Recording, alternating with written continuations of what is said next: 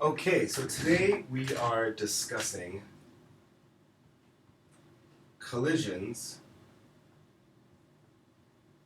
and the mean free path.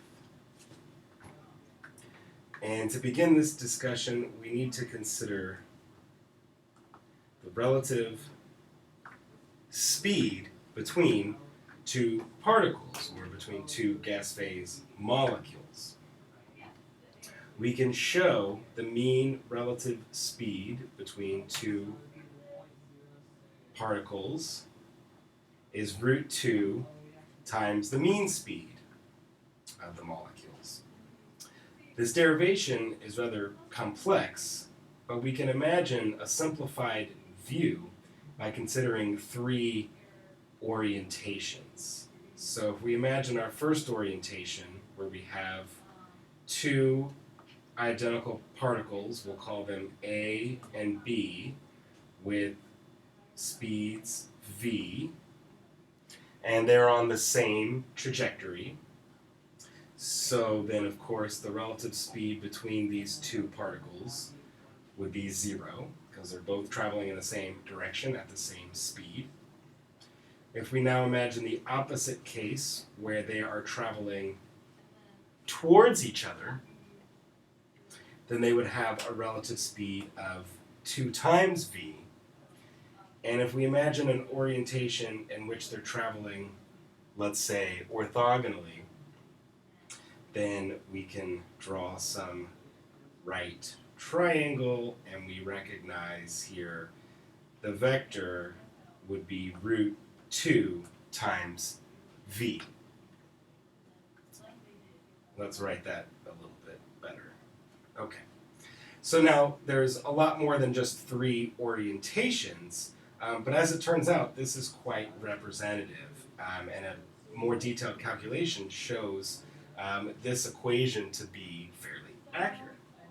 So if we recall, the mean speed is given as 8 times k Boltzmann T all over pi m, where m is the mass of one of the molecules.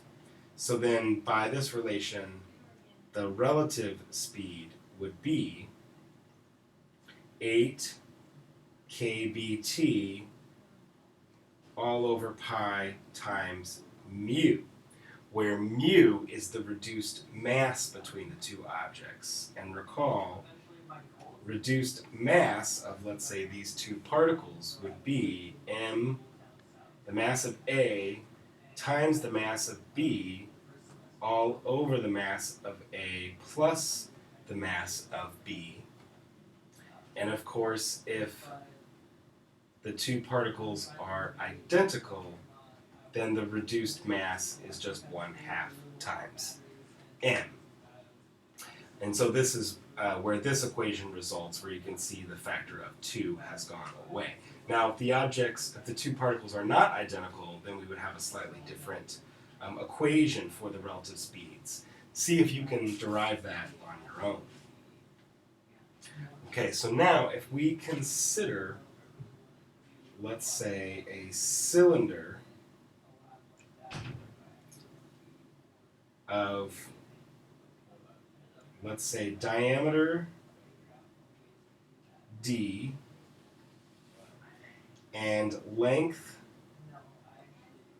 lambda, and suppose now we put a molecule in here, let's call it A, and that molecule is traveling in this orientation, we will define the cylinder as our collisional area. So we could imagine this is our collisional diameter, and this is the length, lambda, that a molecule will travel before encountering another molecule or another collision. Let's call this one B.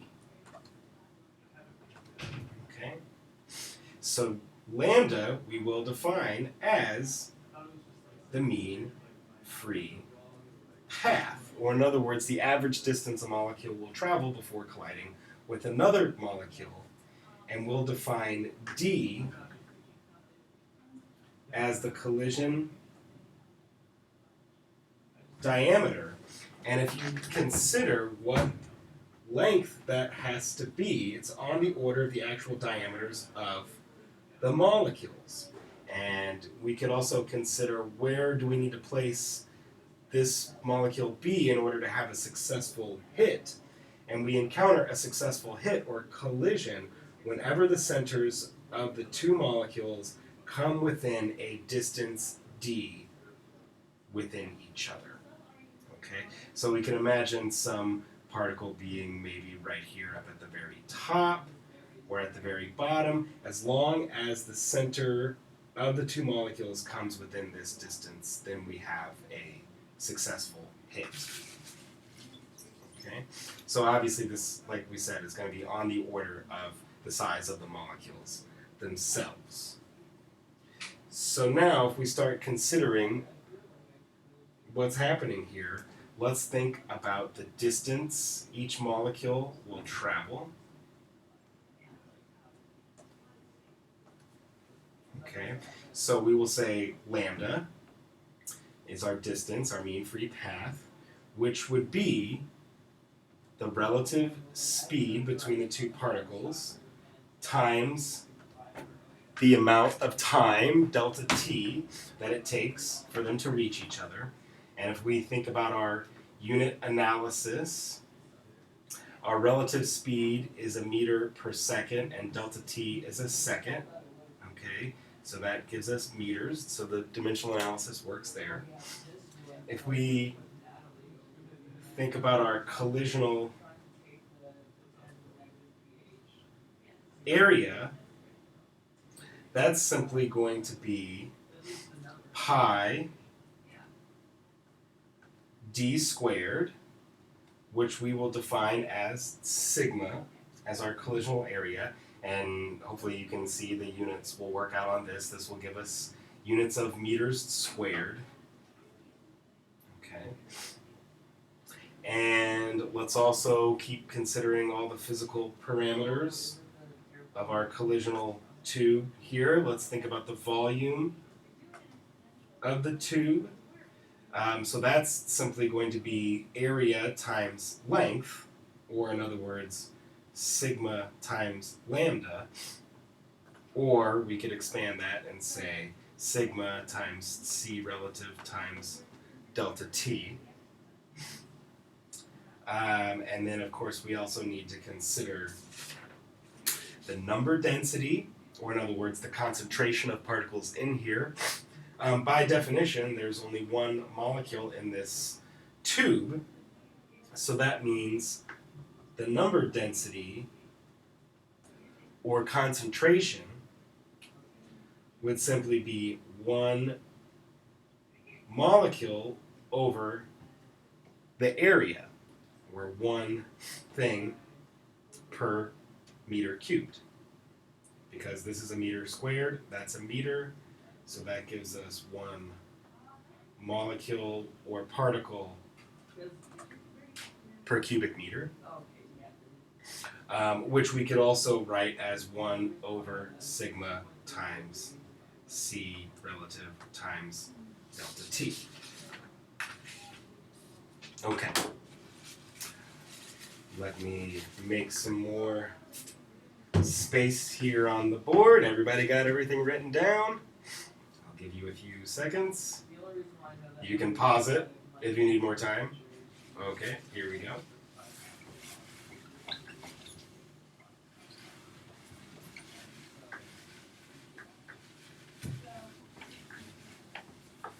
Okay, so now, continuing on this idea with our number density,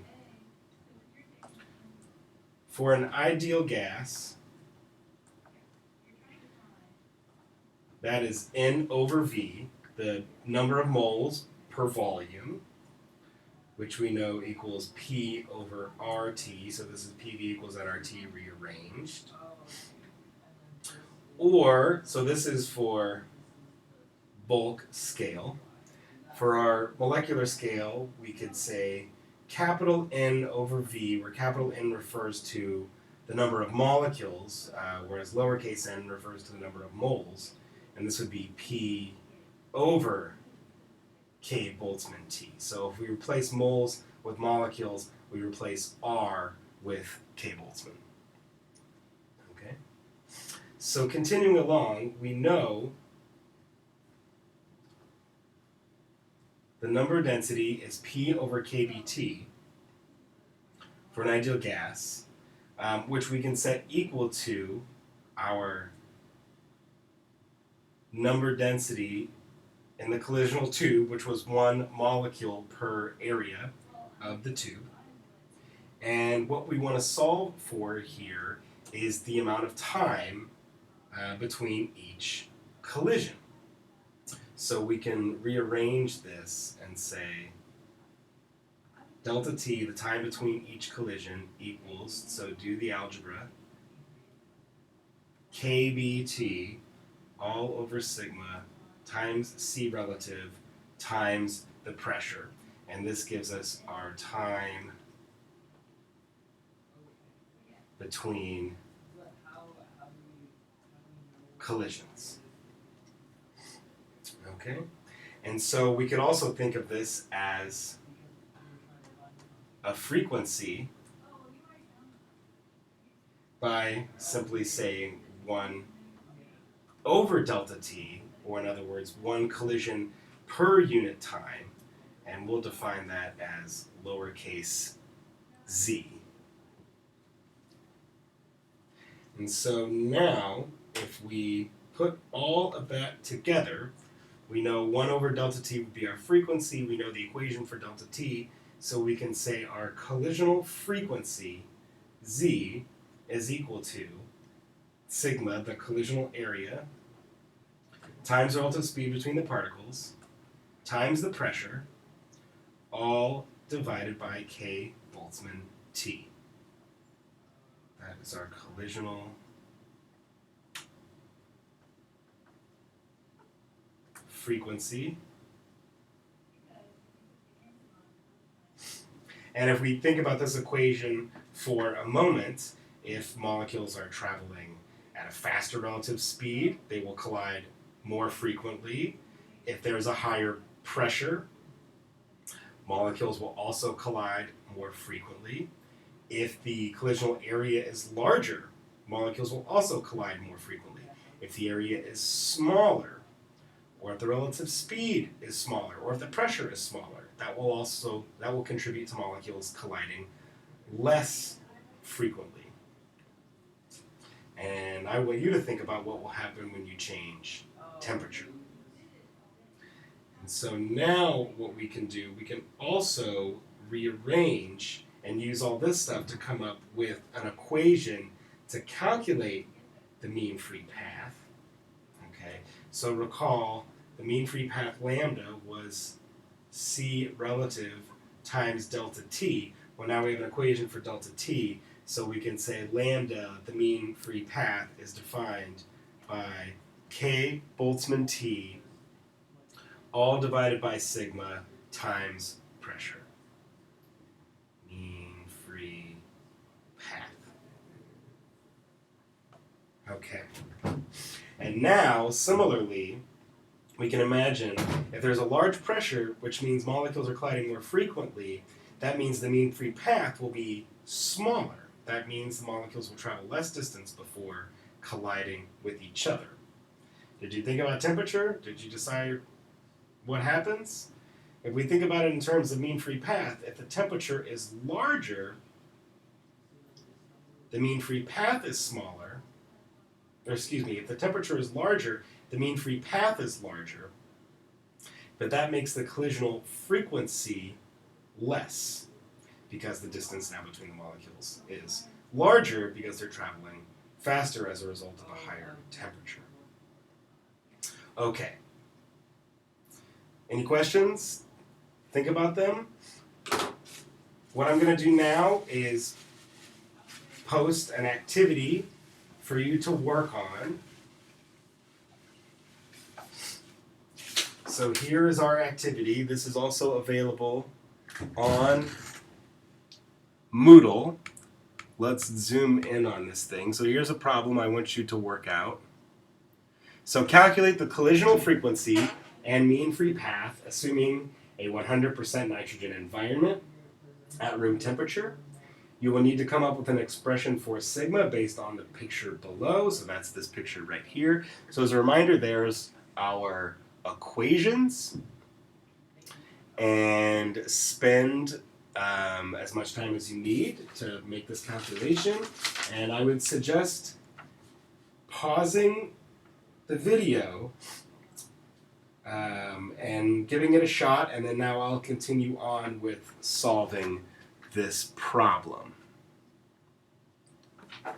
So go ahead and pause it, see if you can work this out, and we'll see how to calculate it from here.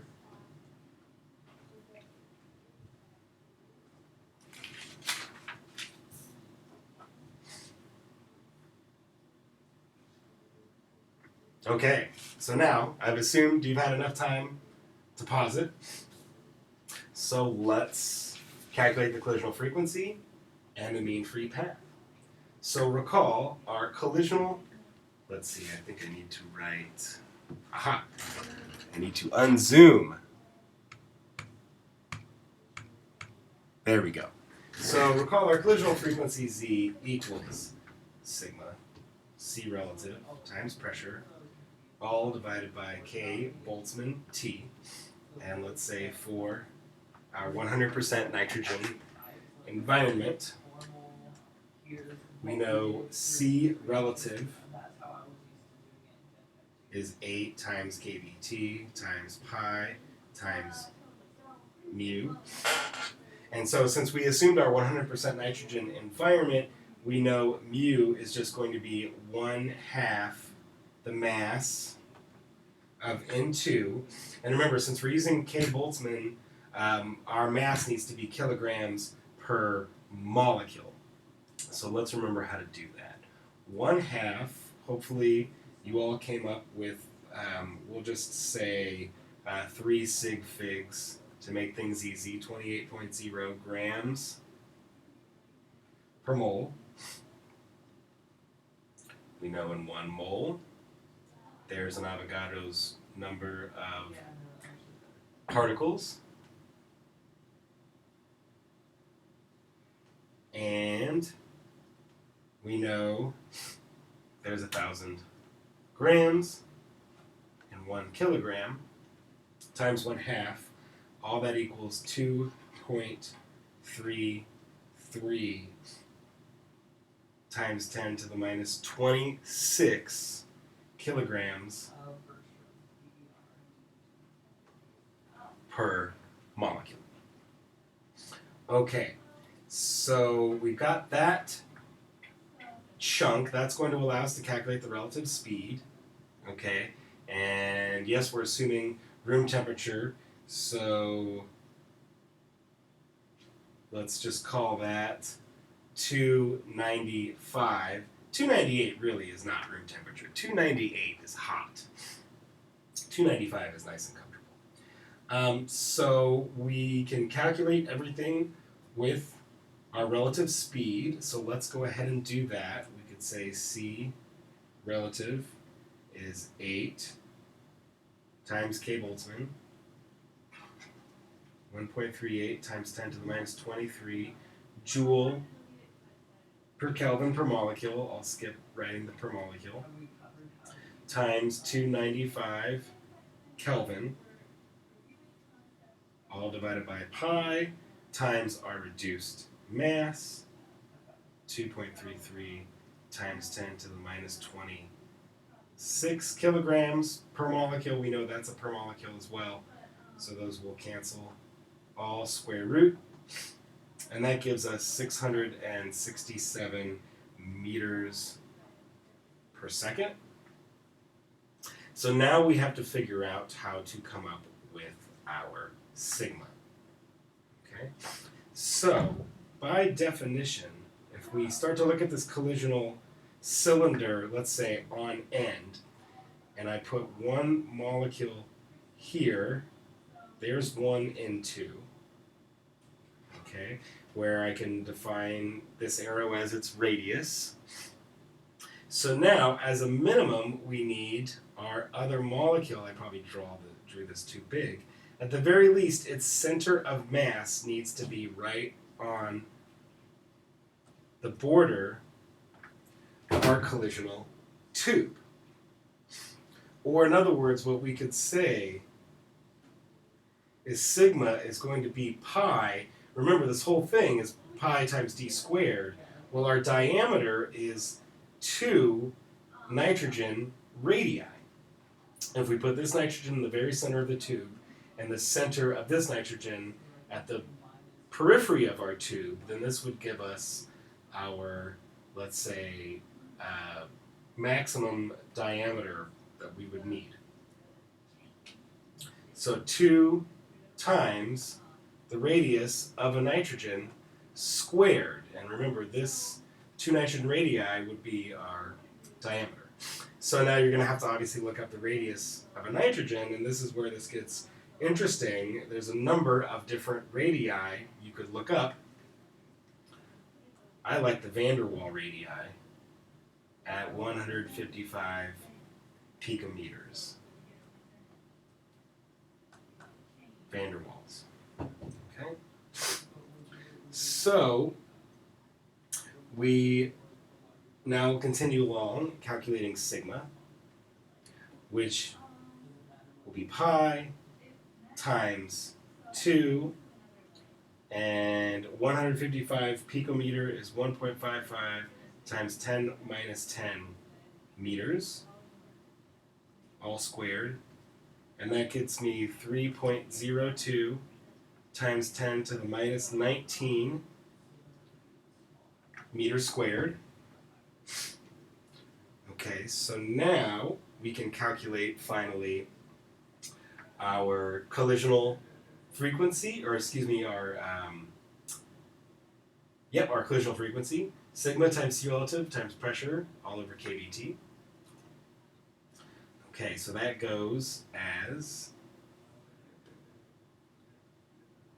3.02 times 10 to the minus 19 meters squared times 667 meters per second. And now we have to think about what is the appropriate units to use for our pressure. And because we have meters and kilograms, we need to use the Pascal. And let's just say 101.325 pascals. And we could write those units out for completion. Recall, a Pascal is a kilogram per meter per second squared, all divided by K Boltzmann T. 1.38 times 10 to the minus 23 joule per Kelvin times 295 Kelvin. And we could have also written out the full units for the joule to recognize that that will all cancel, and recall that's a kilogram meter squared per second squared. So indeed, when everything cancels, we will actually be left with 1 over seconds in our units. Verify that you get 1 over seconds in the units from this calculation. And the final number for this is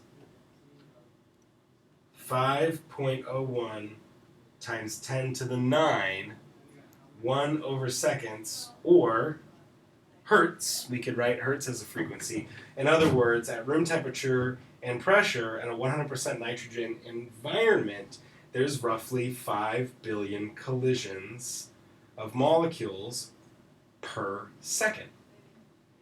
And let's see, I've run out of room to calculate the mean free path, so let's do that here.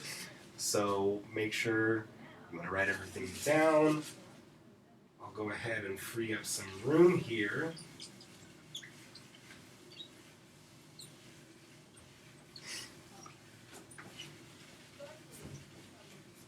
And so now to calculate our mean free path, lambda, which is K Boltzmann T all over sigma times pressure, is 1.38